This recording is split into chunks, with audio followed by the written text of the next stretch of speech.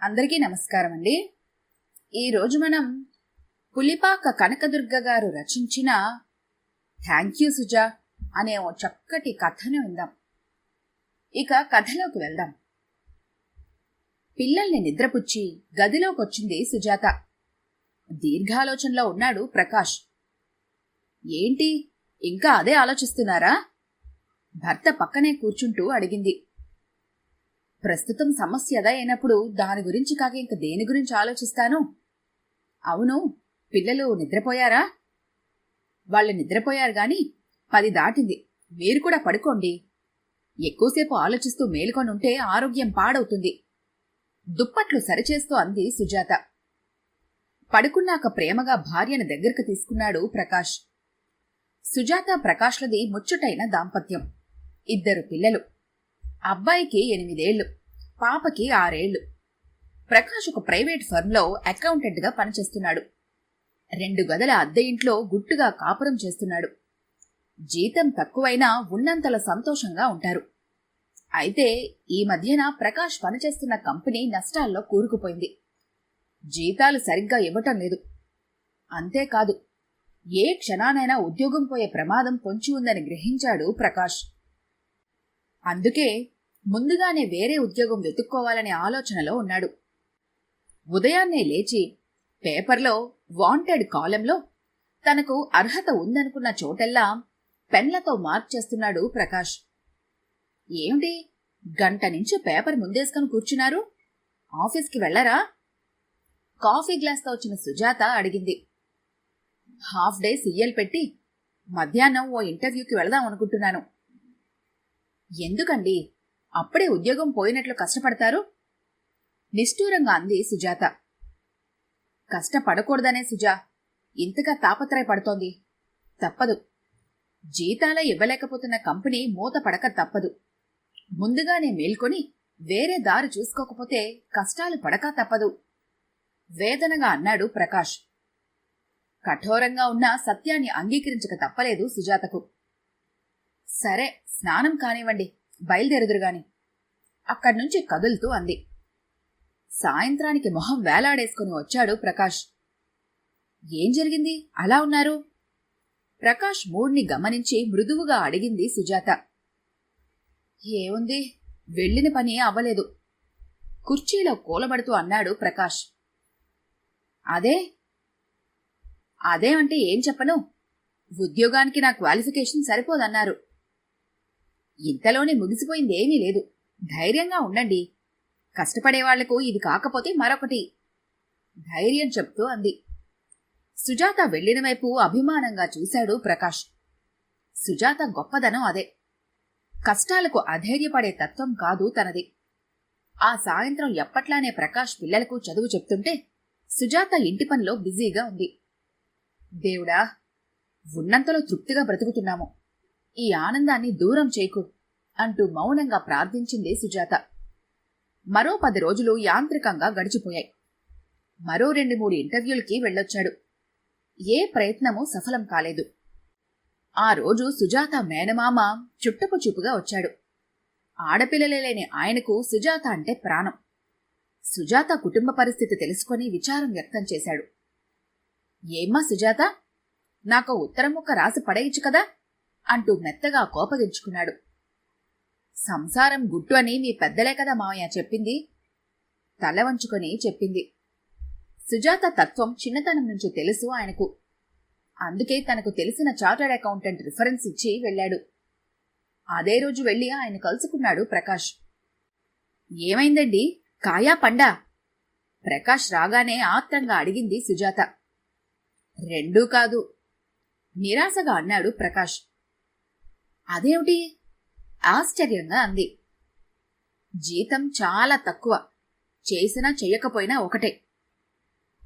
పొంచి ఉన్న పెనుముప్పు ముంచుకొచ్చింది. ప్రకాష్ పనిచేస్తున్న కంపెనీ లే ఆఫ్ ప్రకటించింది. మూలిగే నక్క మీద తాటికాయ పడ్డట్టుగా అయ్యింది ప్రకాష్ పరిస్థితి. అంత దూరం వెళ్లొద్దండి, మిమ్మల్ని విడిచి నేను పిల్లలు ఉండలేము. ఇక్కడే ఏదైనా చిన్న వ్యాపారం చేసుకుందాం, దిగులుగా అంది సుజాత. అలా అంటే ఎలా చెప్పు సుజా, పరిస్థితులన్నీ నీకు తెలుసు. వ్యాపారం చేసే డబ్బే మన దగ్గరుంటే ఈ బాధలన్నీ ఎందుకు చెప్పు? మనకా ముందు వెనక ఆస్తులేవీ లేవు. వయసులో ఉండగా కష్టపడకపోతే పిల్లల భవిష్యత్తు ఏమవుతుందో ఆలోచించావా? ప్రకాష్ నచ్చచెప్పటానికి ప్రయత్నించాడు. అవన్నీ నాకు తెలీదు. మీరు లేకుండా ఈ సంసారాన్ని నెట్టుకు రాలేనండి. సముద్రంలో పడ్డవాడికి ఈత అదే వస్తుంది. ఇలాంటి అవకాశం తప్పిపోతే మళ్ళీ మనకి రాదు. అవకాశం వచ్చినప్పుడే అందిపుచ్చుకోవాలి. ఎంత 2 ఏళ్లు కష్టపడితే తరువాత అందరం కలిసి ఉండొచ్చు. ధైర్యం చెప్తూ అన్నాడు ప్రకాష్. ప్రకాష్కు ఎరిగిన వాళ్ల ద్వారా దుబాయ్కి వెళ్లే అవకాశం వచ్చింది. ఉద్యోగ ప్రయత్నాల్లో విసిగి వేసారిన ప్రకాష్కు ఈ అవకాశం ఎడారిలో ఓయాసిస్లా కనిపించింది. కాని సుజాతే ప్రకాష్ని విడిచి ఉండటానికి అస్సలు అంగీకరించటం లేదు. సుజాత భయం సుజాతది. సుజాత ఫ్రెండు లీలకు కూడా ఇదే పరిస్థితి ఎదురైంది. లీల భర్త కూడా దుబాయ్కు వెళ్లాడు. మగదిక్కు లేక ఇల్లంతా అస్తవ్యస్తమైంది. అందుకే వీలైనంత వరకు భర్తని ఇక్కడే ఉంచాలని సుజాత ప్రయత్నం. ప్రకాష్కి అంతా తెలుసు. కాని గత్యంతరం లేదు. అతి కష్టం మీద సుజాతను ఒప్పించగలిగాడు ప్రకాష్. కన్నీళ్లతోనే ప్రకాష్కు వీడుకోలు చెప్పింది సుజాత. అతి కష్టం మీద 2 నెలలు గడిచాయి. పెరట్లో ఒక్కతే కూర్చొనుంది సుజాత. కాలం ఎంత సుదీర్ఘమైందని ఇప్పుడే అనుభవంలోకి వచ్చింది. ప్రకాష్ లేని లోటు కొట్టొచ్చినట్టుగా తెలుస్తోంది. ప్రకాష్ బాధ్యతాయుతమైన ప్రవర్తన, ఏకాంతంలో అతని చిలిపితనం అన్నీ గుర్తుకొస్తూ ఒంటరితనాన్ని మరింత వేదనాభరితం చేస్తున్నాయి. మమ్మీ, మ్యాథ్స్ అర్థం కావటం లేదు, కొంచెం చెప్తావు? చేతిలో పుస్తకంతో వచ్చాడు బాబు. పుస్తకం తీసుకుని చూసింది సుజాత. ఒక్క ముక్క కూడా అర్థం కాలేదు. సుజాత ఇంటర్మీడియట్ వరకు చదువుకుంది. 18 ఏళ్లకే పెళ్ళై వెంటనే 2 పిల్లలకు తల్లయింది. తను చదివిన చదువు 4వ క్లాసు లెక్కలు చెప్పటానికి కూడా పనికిరాదు. నిస్పృహగా అనుకుంది సుజాత. మమ్మీ, అన్నయ్యకు మార్కులు తక్కువ వచ్చాయని క్లాస్ బయట ఎండలో నిలబెట్టారు. అప్పుడే వచ్చిన పాప చెప్పింది. గుండె గుభేలు మంది సుజాతకు. రాత్రి చాలాసేపు మేలుకొనే ఉంది. తన కొడుకు కూడా లీల కొడుకులాగే చదువు అబ్బక జులాయిలా తయారవుతాడా? ప్రకాష్ పంపించే డబ్బు బొటాబొటిగా సరిపోతుంది. ట్యూషన్ పెట్టించే స్తోమత లేదు. ఇప్పుడెలా? ప్రకాష్ ధ్యాసలో పిల్లల్ని సరిగ్గా పట్టించుకోవటం లేదు. పోనీ ఇప్పుడు పట్టించుకుందామన్నా ఇంగ్లీష్ మీడియం సిలబస్ తనకు అస్సలు కొరుకుడు పట్టం లేదు. తనదసలే తెలుగు మీడియం చదువాయే. పరిపరి విధాలా పోయింది సుజాత అంతరంగం.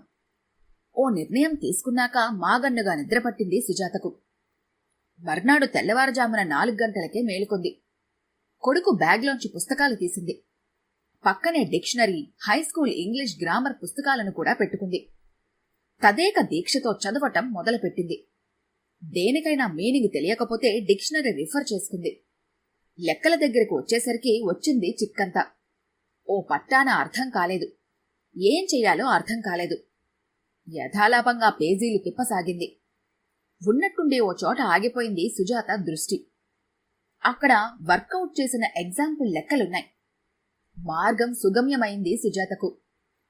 1 నెల రోజులు గడిచేసరికి పిల్లలకు అర్థం కాని పాఠాలు చెప్పగలుగుతోంది సుజాత. క్రమంగా సాయంకాలాలు పిల్లల్ని దగ్గరుండి చదివించటం అలవాటు చేసుకుంది. విజ్ఞాన తృష్ణ గొప్పది. అది మొదలవటమే కష్టం. ఒకసారి మొదలైందంటే ఆ దాహార్తికి అంతు ఉండదు. సుజాతకు ఇప్పుడు పుస్తక పఠనానికి ఎంతసేపు చాలటం లేదు.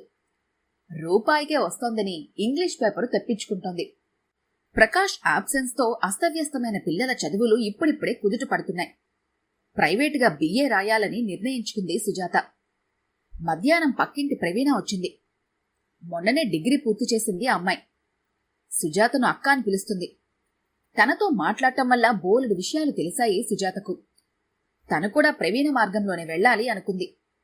మర్నాడు పండక్కి చీర కొనుక్కుందామని దాచిన డబ్బుతో కావలసిన మెటీరియల్ కొనుక్కొని తెచ్చుకుంది. ఇప్పుడు సుజాత ధ్యేయం ఒకటే, ఎలాగైనా అనుకున్నది సాధించటం. అందుకోసం అహర్నిశలు పరిశ్రమిస్తోంది. ఆ రోజు, మమ్మీ, మాకు ప్రేయర్ పాడటం చెప్పవు? స్కూల్ నుంచి రాగానే సుజాత దగ్గరకొచ్చి అడిగారు పిల్లలిద్దరూ.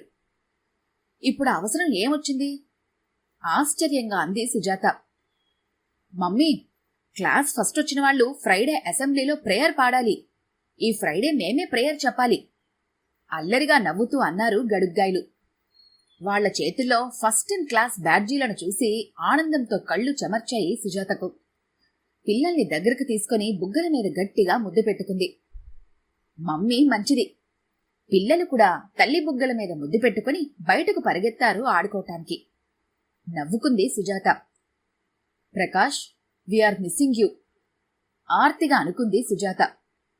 చూస్తూ ఉండంగానే 1.5 ఏళ్లు గడిచిపోయింది. 1 నెల రోజుల సెలవు మీద ఇండియాకొచ్చాడు ప్రకాష్. కాని కనీసం మరో 2 ఏళ్లు దుబాయ్లోనే ఉండాల్సిన అవసరం ఉందని అతని అభిప్రాయం. సుజాత ఆనందానికి అవధుల్లేవు. పిల్లలిద్దరూ డాడీ అంటూ చుట్టేశారు. ప్రకాష్ మట్టుకు బాగా చిక్కిపోయాడు. దుబాయ్లో ఉన్న మనసు ఇండియాలోనే ఉంది. ఇల్లు పిల్లలు ఎలా ఉన్నారో అని ఒకటే దిగులు. డాడీ, అన్నయ్య నేను ఫస్ట్ క్లాస్ తెలుసా? కళ్ళు చక్రాల్లా తిప్పుతూ చెప్పింది పాప. డాడీ, ఇది నేను క్విజ్లో గెలుచుకున్న షీల్డ్, గర్వంగా చూపించాడు బాబు. చూస్తున్నదంతా నమ్మలేకపోతున్నాడు ప్రకాష్. సుజాత ఉత్త అమాయకురాలు. భర్త చాటు భార్య. పెద్దగా చదువుకోలేదు. కాని ఇంటిని ఎంత సమర్థవంతంగా నిర్వహిస్తోంది. పిల్లలిద్దరూ జెమ్స్లా తయారయ్యారు. అనుకోకుండా ఉండలేకపోయాడు ప్రకాష్. డాడీ ఈరోజే కదా వచ్చింది, రేపు చెప్దురుగాని, అన్నం తిని పడుకోండి. పిల్లల్ని నెమ్మదిగా నచ్చచెప్పి తీసుకెళ్ళింది సుజాత. పిల్లలు పడుకున్నాక గదిలోకొచ్చింది సుజాత. తెల్లని ప్రింటెడ్ షిఫాన్ చీరలో, జడలో జాజులతో మనోహరంగా ఉంది సుజాత. ఏయ్ దొంగ, ఎంత అందంగా ఉన్నావో తెలుసా? ఇన్నాళ్ళు నిన్ను చాలా మిస్ అయ్యాను, భార్యని దగ్గరకు తీసుకుంటూ అన్నాడు ప్రకాష్. మీరు మాత్రం చిక్కిపోయారు తెలుసా? కన్నీళ్లతో అంది సుజాత. 1 నెల రోజులు ఇక్కడే ఉంటాగా, ఇక లావు అవుతాలే, లాలనగా అన్నాడు ప్రకాష్. 1 నెల రోజులుండడమేమిటి? మీరెక్కడికి వెళ్లటం లేదు, ఇక్కడే ఉంటున్నారు. ఇలా మాట్లాడే కోపం తెప్పించద్దు. ఇక్కడే ఉంటే డబ్బులు ఎలా వస్తాయి? 1.5 ఏళ్లు కష్టపడితే 50,000 కూడా జమ కాలేదు, చిరాకుగా అన్నాడు ప్రకాష్. మాట్లాడకుండా దిండు కింద నుంచి ఒక కవర్ తీసి భర్త చేతిలో పెట్టింది సుజాత. ఇదివరకే చించి ఉన్న కవర్లోంచి ఓ కాగితాన్ని బయటకు తీశాడు.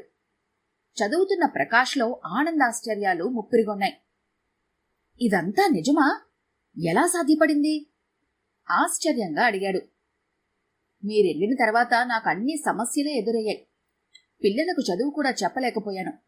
ఓ పక్క మీరు లేరని బాధ, మరో పక్క పిల్లలు వెనకబడిపోతున్నారని దిగులు. మా కోసం కష్టపడుతున్న మిమ్మల్ని మరింత బాధ పెట్టడం ఇష్టం లేకపోయింది.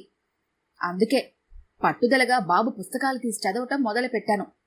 మొదట్లో చాలా కష్టంగా అనిపించింది. డిక్షనరీ ముందు పెట్టుకున్నాను. లెక్కలు అర్థం కాలేదు. ఎగ్జాంపుల్స్ చూసి అర్థం చేసుకున్నాను. అలా చదువు మీద ఆసక్తి పెరిగింది. వెన్నెల రాత్రి నిశ్శబ్దంలో వీణ మీటినట్లుగా వినిపించింది సుజాత స్వరం. అది సరే, ఈ అపాయింట్మెంట్ ఆర్డరు? ఆశ్చర్యంగా ప్రశ్నించాడు ప్రకాష్. ఓ రోజు పక్కింటి ప్రవీణ వచ్చింది. మాటల సందర్భంలో తన స్టాఫ్ సెలక్షన్ కమిషన్ ఎగ్జామ్కు ప్రిపేర్ అవుతున్నానని చెప్పింది. దానికి ఇంటర్మీడియట్ క్వాలిఫికేషన్ సరిపోతుందని చెప్పింది. నేనే అప్లై చేశాను. పట్టుదలగా ప్రిపేర్ అయ్యాను. చదువుకునేటప్పుడు నేర్చుకున్న టైపింగ్ ఇప్పుడు అక్కరకొచ్చింది. జస్ట్ మీరొచ్చే ముందే అపాయింట్మెంట్ లెటర్ వచ్చింది. పోస్టింగ్ ఇక్కడే ఇచ్చారు. ఇంక మీరు ఎక్కడికి వెళ్ళనక్కర్లేదు. ఆ 50,000 పెట్టి ఏదైనా వ్యాపారం చెయ్యండి, మంద్రంగా పలికింది సుజాత స్వరం. సుజా, 50,000 ఏ మూలకి సరిపోతాయి? వ్యాపారం అంటే నీకేం తెలుసు? చూడండి, ఏ వ్యాపారానికైనా కావాల్సింది హార్డ్ వర్క్, కమిట్మెంట్, సిన్సియారిటీ. అవన్నీ మీలో పుష్కలంగా ఉన్నాయి. అన్నింటికన్నా ముఖ్యంగా దాని మీద రాబడి కోసం మీరు కావలసినంత టైం తీసుకోవచ్చు. ఎందుకంటే ఇప్పుడు కుటుంబ బాధ్యతల కోసం మీకు చేదోడుగా నా ఉద్యోగం ఉంది. అన్నింటికీ మించి మిమ్మల్ని మేము విడిచి ఉండలేము. పిల్లలకు మనిద్దరి ప్రేమ కావాలి. అలాగే వాళ్ల ముద్దుముచ్చట్లని మనమిద్దరం కలిసి ఎంజాయ్ చెయ్యాలి. సంతోషాన్ని వ్యక్తం చేయటానికి మాటలు చాలలేదు ప్రకాష్కు. థ్యాంక్ యూ సుజా అంటూ లైట్ ఆఫ్ చేస్తూ అన్నాడు ప్రకాష్. ఈ కథ కనుక మీకు నచ్చినట్లయితే లైక్ చేయండి, షేర్ చేయండి. మరిన్ని ఇంట్రెస్టింగ్ కథల కోసం మా ఛానల్ని తప్పకుండా సబ్స్క్రైబ్ చేసుకోండి.